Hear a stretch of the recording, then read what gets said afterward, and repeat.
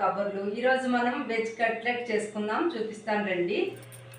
దీనికి కావాల్సింది sweet corn, carrot, capsicum, కొత్తిమీర, అల్లం, మిరపకాయలు, తర్వాత బంగాళాదుంపలు, అటుకుల్ని ఇప్పుడు మనము పొడి చేసుకున్నాము. మిక్సీలో వేసి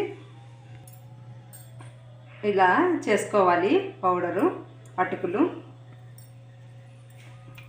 ఇప్పుడు మనము బాండలు పెట్టుకొని నూనె వేసి ఈ కూరగాయలు కట్ చేసుకున్న కూరగాయలు అన్నీ చూపించాను కదా, అవన్నిటిని కొంచెము వాడ్చుకోవాలన్నమాట.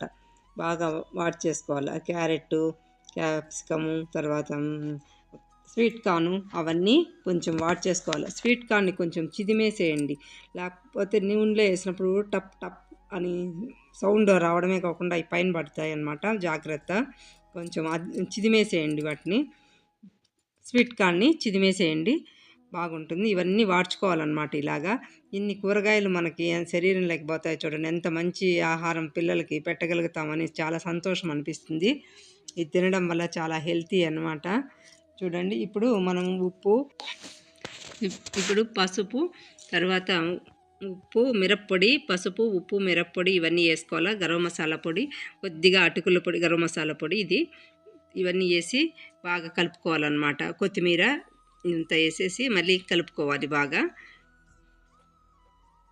ఈ విధంగా కలుపుకొని ఆలు వేసేయాలన్నమాట. ఇప్పుడు పెట్టుకున్నాం కదా, ఆ ఆలు వేసేసి ఈ మొత్తాన్ని మిశ్రమాన్ని మెత్తగా కలుపుకునేసేసేయాలన్నమాట. తర్వాత కసూరి మెంతి కొంచెం బాగా నలిపి పొడి చల్లేసేయాల. ఈ విధంగా పొడి చల్లేయాలన్నమాట. నలుగురు ఇప్పుడు అటుకుల పొడి కొద్దిగా వేసేస్తే కరకరలాడుతూ ఉంటుందన్నమాట. ఎంతో క్రంచిగా కరకరలాడుతూ ఉంటుంది అటుకుల పొడి వేయడం వల్ల. బౌల్లోకి తీసుకొని ఈ విధంగా అలా ఉండలు చుట్టుకొని బాగా రౌండ్గా లడ్డుల్లాగా చుట్టుకోవాలి. తర్వాత ఈ విధంగా వడ మాదిరి తట్టుకొని ఈజీగా ఉంటుందన్నమాట. ఇట్లా చేసి పెట్టేసుకుంటే అన్నీ. ఇప్పుడు మైదా పిండిలో అట్లా ముంచేసుకోవాలి. నేను పొడి మైదాలో ముంచుకోవాలి.